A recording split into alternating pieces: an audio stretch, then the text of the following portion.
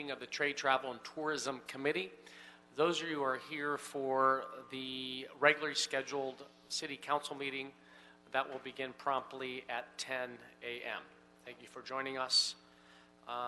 With that, let us we are awaiting the arrival of Council Member Paul Krikorian, who will soon join us. Mr. Herman, do not disrupt this meeting. That is your final warning. If you do disrupt this meeting once again, you will be asked to leave. Thank you, Mr. Herman. No, we're not going to. We'll just do presentation first. So we'll dive into item number 1, please. Good morning, John White, City Clerk. Item 1, Resolution Vizcaíno, Bonin, Price, Wesson, Martinez, Rodriguez, Koretz, declaring that if Los Angeles is selected as a host city, the city will work in good faith with the Los Angeles World Cup 2026 host committee to negotiate a contract specifying the types, level, and payment of and for city services to be provided by the city for the 2026 World Cup events. Thank you, Mr. Clerk. With that, I'd like to call up the General Manager of the LA Tourism and Convention Development Department, Dong Liu, to come tee this off, this item before us. Real exciting to finally come to some resolution on moving forward on being a part of this bid to host the World Cup games. And I do want to recognize everyone involved from Sharon So, the CLA's office, our council president, our mayor, a number of my colleagues, and those who are involved, including Alan Rothenberg, who will be here shortly on the formation of the LLC. So with that, if I can have Mr. Liu tell us a little bit about how we got here, walk us through the timeline and our next steps. Is his mic on yet? Okay, thank you. Your mic's hot. As you know, North America, led by United States and including Mexico and Canada, is bidding on the World Cup for 2026. The other country bidding on the World Cup is Morocco. The final proposal is due March 15th to FIFA, which is the international sanctioning body for all of soccer and the organization that grants the World Cup. In preparation for this united bid, as it's called, which is led by United States Soccer Federation, they are including not only the 3 countries, but 32 cities, which will host the 80 games that involve the World Cup. They, of course, would like Los Angeles to be part of this united bid, and as such, they've presented a form document to each of the cities that they'd like to include in the bid. This form document was challenging, to say the least, and very difficult for not only our city, but many cities to sign on its face. Unfortunately, FIFA had not allowed any changes to the form document, and despite Herculean efforts from the city family, including city attorney, CAO, CLA, council offices, we just couldn't find a way to have the city sign this pretty onerous and one-sided document. So we looked at workarounds to find a way to have the region included in the World Cup bid. This included asking LA Tourism or even LA Sports and Entertainment Commission to sign the document on behalf of the cities. I should back up and say there's 2 other cities also. Right. So of the 32 cities that are included in this bid, ours is very unique in the fact that we're the only city that they don't know where exactly they want to play the game or games. So, in any other city, including the bid, there's one stadium involved. We have an embarrassment of riches, and so the United Bid hasn't told us and hasn't decided exactly whether they want to play the game or games at the Rose Bowl, the Coliseum, or the new Ram Stadium in Inglewood. So that's another thing that made the form document very challenging, is they're asking one entity to commit to providing a list of things, including city services, without us knowing exactly where the game or games will be played. So thanks to Alan Rothenberg, who is a great Angelino and a friend to many of us, and is approaching the table right now. Mr. Rothenberg, thank you for joining us. Please take a seat, sir. So, before I hand over the mic to Mr. Rothenberg, this man next to me is actually one of the most important names in American soccer history. Not only did he own a Los Angeles professional team in the 80s, but he was the commissioner for soccer for the 1984 Olympics, which was so successful it led to, first his appointment as president of the United States Soccer Federation, and he led the bid to bring the World Cup to the United States in 1994, and it was headquartered, and the finals were here in Los Angeles at the Rose Bowl. That led to, 2 years later, the establishment of Major League Soccer, the professional league that currently exists in America. And I'm not overstating it and saying that none of this would have been possible without the leadership of Mr. Rothenberg. So anyway, the workaround that Mr. Rothenberg came up with was forming an LLC, a limited liability corporation, that would be able to, and first of all, convince the United Bid and FIFA to accept this LLC as the host city, in quotes, and so they did. And Mr. Rothenberg has been able to form this LLC consisting of the major soccer interests in Los Angeles. I'll let him explain exactly how the LLC is formed. But this LLC has agreed to sign the host city agreement on behalf of the region and work with U.S. Soccer on the bid, and should we be successful, would then help decide where the game or games and other events would be in Los Angeles. And then at that time, we would work out and negotiate actual city agreements for the city services that are needed by the city of LA. So, Mr. Liu, so leading up to this point, there were a lot of unknowns to the point where a lot of concerns were raised by a lot of folks here in this building. Righteously so. We have to do everything we can to protect the taxpayers of our city. But there were unknowns. What we do know moving forward with this LLC form, that if indeed the city of Los Angeles hosts a match, say at the LAFC Bank of California Stadium, then the city of LA will be on the hook for those city services, correct? Yes, so that's the agreement that we'll negotiate in the future with the LLC. Whereas if the games were to be held in Inglewood or the city of Pasadena, right, those respective cities will be on the hook for the city services impacting. Right, it really doesn't make sense for us to commit to city services such as police, fire, and streets if the game were to be held in Pasadena, for instance, or Inglewood. So this gives us some runway to figure out exactly when and where the matches will be played, and what city should be responsible for providing those services. Now joined by Mr. Krikorian. Thank you, sir, for joining us. With that, Mr. Soccer, I'd like to turn over to Alan Rothenberg, who has been a champion of the full soccer movement, not only here in this region, but throughout the country. And thank you for your leadership and commitment to the sport. Please, the floor is yours. Tell us a little bit about your experience, and I know you played an integral role in the 1994 World Cup games that were here in the Los Angeles area, and how much of an impact this will have if indeed these matches land in our region. Thank you, Councilman Buscaino, and thank you for the name change, Mr. Soccer.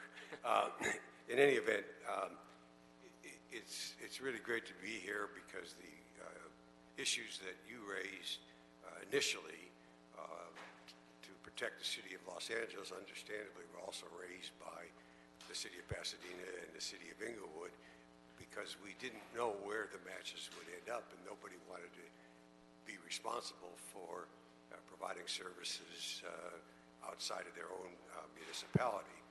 Thus, we came up with this LLC, which really represents the private interests that would be involved, and therefore leave it that only after working out with FIFA and the United States Soccer Federation exactly where events and matches would take place, would we then have the backup of whatever municipality was involved.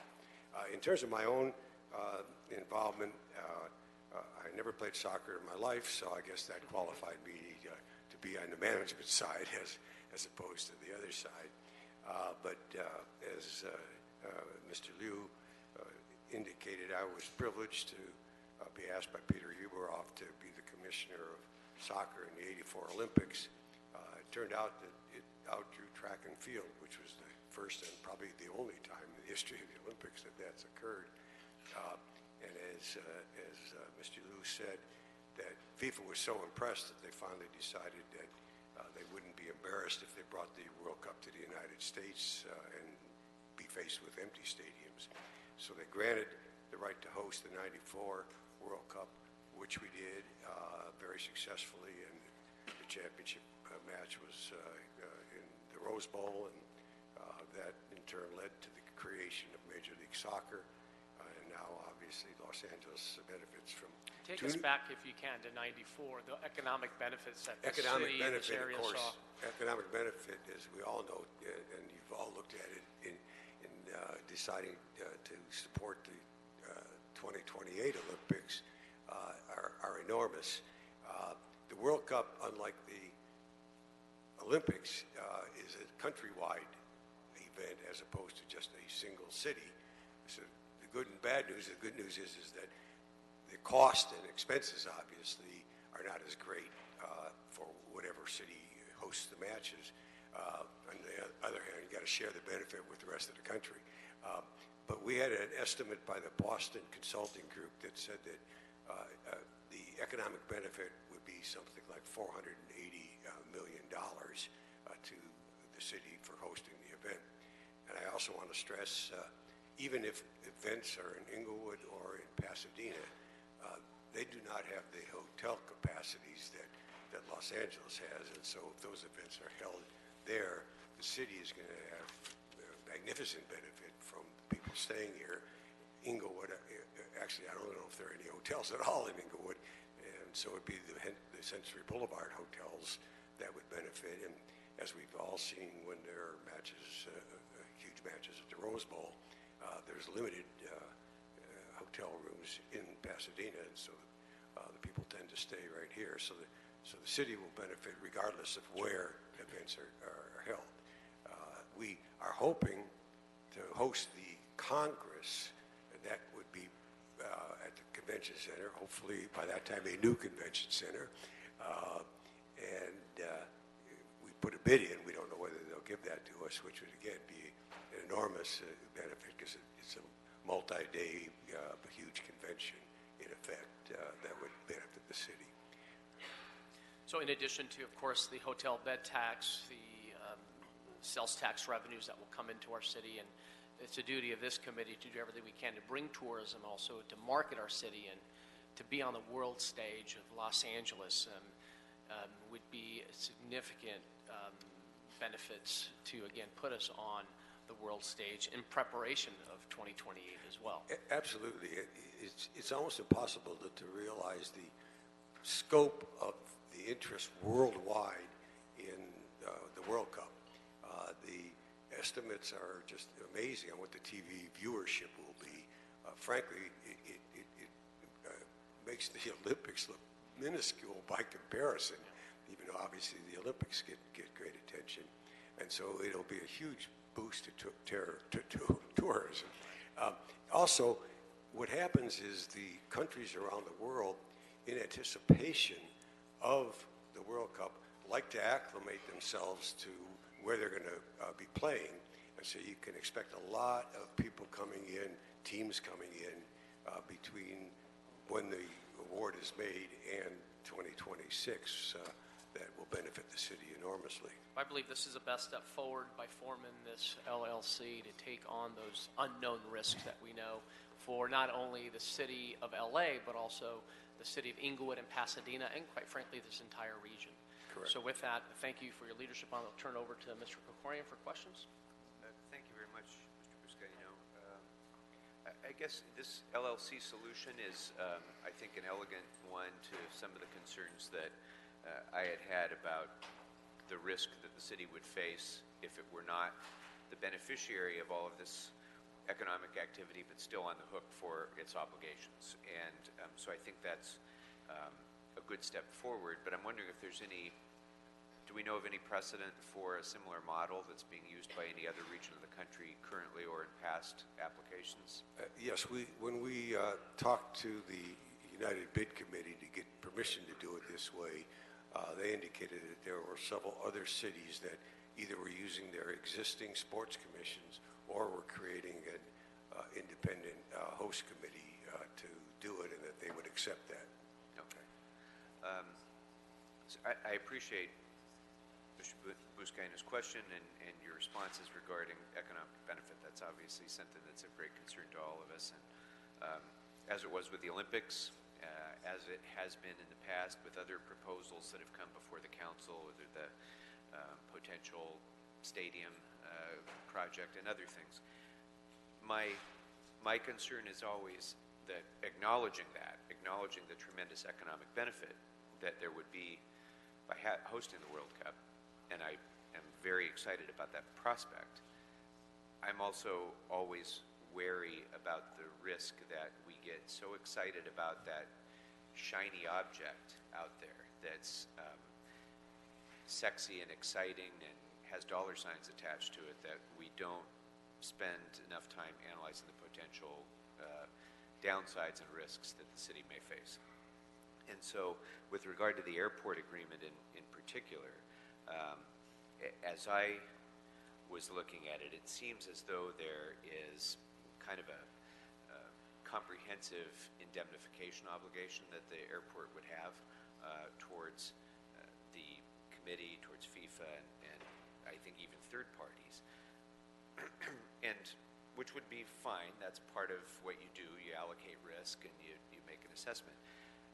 But when you tie that to the fact that there can be changes made apparently unilaterally by FIFA as we move forward, that gives me a lot of heartburn. So try to relieve my heartburn, if you would. Two things. One is some of that involves Swiss law, and I barely can keep up with law in our state and our country. And I'm right there with you. That's a problem. But we have been told by the Swiss lawyers that there are limitations on the reasonableness of the unilateral ability to make changes. And the other is, it's my understanding that the city attorney is going to put certain protective language into the opinion that they're going to write to see if that can't limit the exposure of the city as well. Oh, so that may be what I needed to hear, because as I had read this, we were being handed kind of a take it or leave it agreement. But if there's still room for additional protection, that would make me feel more at ease. So is that the case? That's my We can take another bite understanding. at the apple on this? Mr. Michelson is here, Mr. Krikorian, if you would like to Oh, yeah. just ease that heartburn and avoid the Pepto-Bismol, that would be really helpful. I always appreciate hearing from Mr. Michelson, even when he doesn't relieve my heartburn. It's always good to hear from him. Good morning. Where's my microphone is now on. Good morning, council members. Dave Morning. Michelson, city attorney. I'm sorry, can you repeat the question? I want to make sure I heard it right. Well, a couple of things. I mean, first of all, on the substance, I'm concerned about the degree to which FIFA can unilaterally change the obligations that the airport would owe.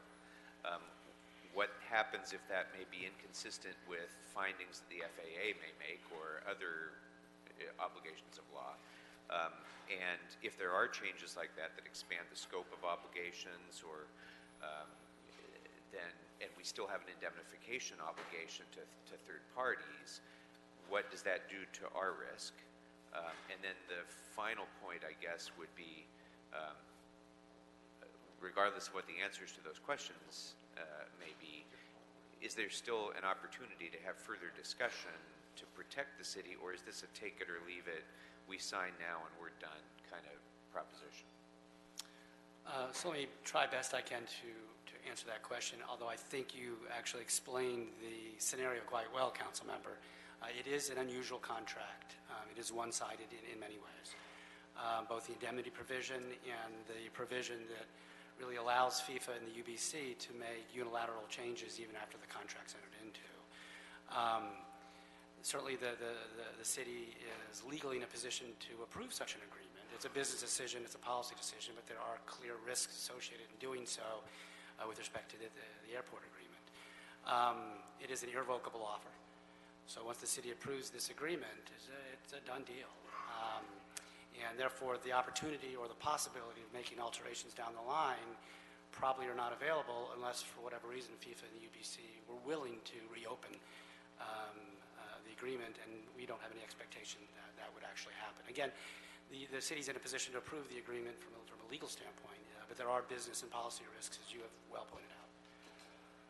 So I'm sorry, Mr. Buscaino, I know we're short on time. I don't want to belabor this too much, but okay, irrevocable offer, it gets accepted. What's the recourse? If, let's say, the airport says, no, I'm sorry, it's a violation of one of our vendor contracts to provide you with a separate, whatever we need to provide for retail distribution of World Cup material, whatever. I can't imagine what all the things are. So we're not going to do it.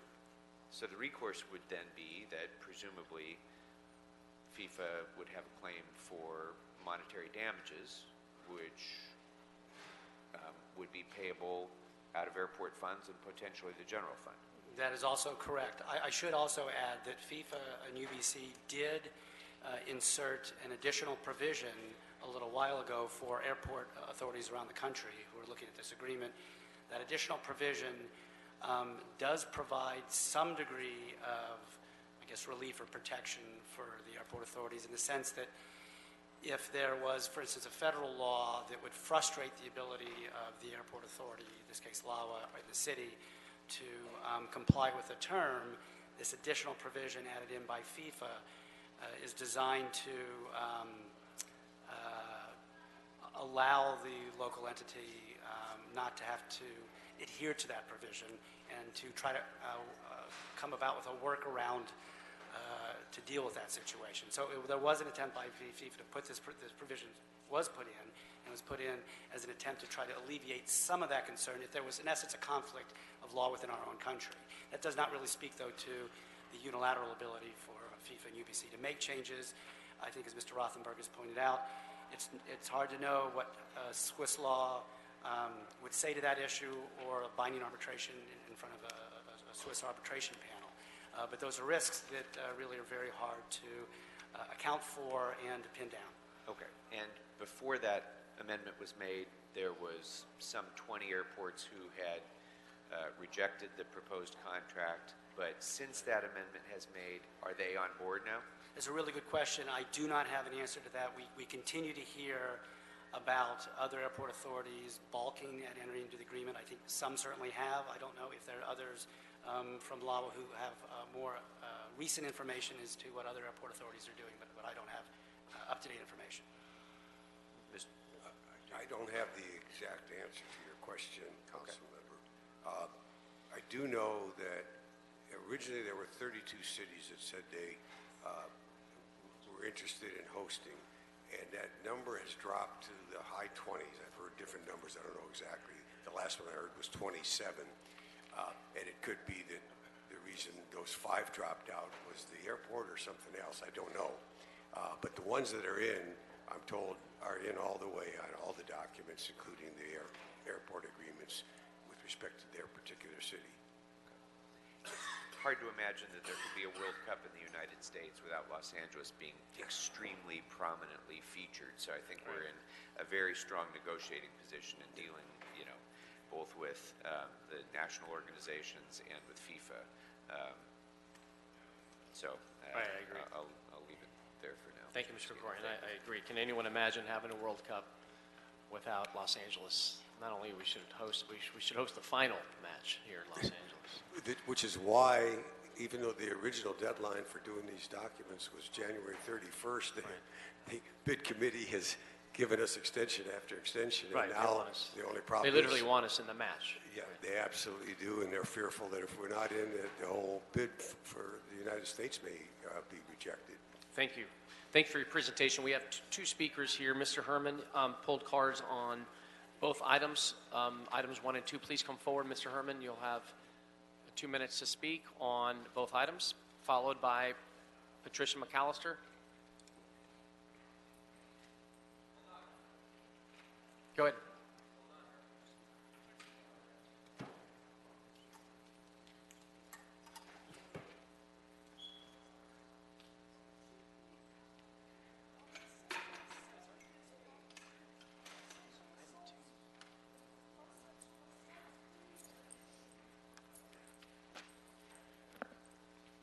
A city will work in good faith? Is that what we're asking when regarding a 480 million opposition? And why is there an opposition? Because the city of Los Angeles is not safe. We have 5 officials in this city who cannot provide us housing, who are criminals now at a point.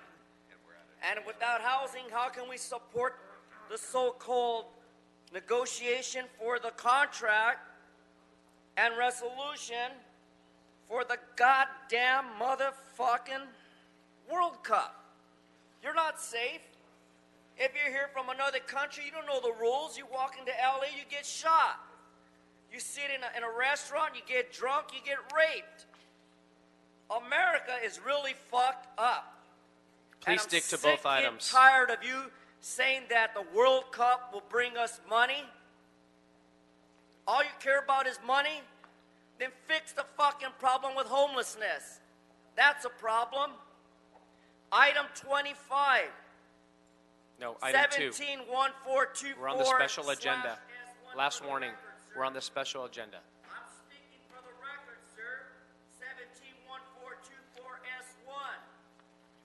Before we bring any World Cup, any world-class event to this fucked up city, let's first get all the homeless off the goddamn street because they're an eyesore.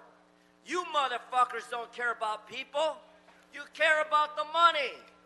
$480 million to satisfy the city will work in good faith. Not in my good faith. Not in your good faith, taxpayers. They're asking for another measure, another bond to help fucking homeless people after $100 million has been gutted from HHH. Fuck you, Mayor Eric Garcetti. Patricia McAllister, you wanted to speak on the special committee? Please come forward. Which item do you want to speak on? Both. Both items? Okay, 2 minutes on the clock. I have the documentation concerning this matter, and the United States was the host for the 1994 World Cup. And you said that it increased activity at LAX, increased tourism in Los Angeles, job creation. Well, that was almost 25 years ago. Los Angeles is totally different now. You got about 4 million illegal aliens living in affordable housing, Section 8 housing. You've got about 3 million homeless people here in Los Angeles. We've got crime. We've got people who are unemployed because illegal aliens have the jobs. This is not the same LA as it was 25 years ago. We don't need a World Cup. We need you guys to take that money from HHH and start building some housing and get these illegal aliens out of affordable housing. You can't build enough housing. Patricia, stick to both items, please. You know the routine. Okay, the World Cup. Now here, the World Cup was the most prestigious soccer tournament in the world, as well as the most widely viewed and followed sporting event in the world. We want America to know that Los Angeles, we need you guys to come here and visit. I want President Trump to come here. Los Angeles is in bad shape. We don't need a World Cup. We need these illegal aliens out of affordable housing. We should not support the World Cup. We should not have the airport be able to violate quality air control for this World Cup.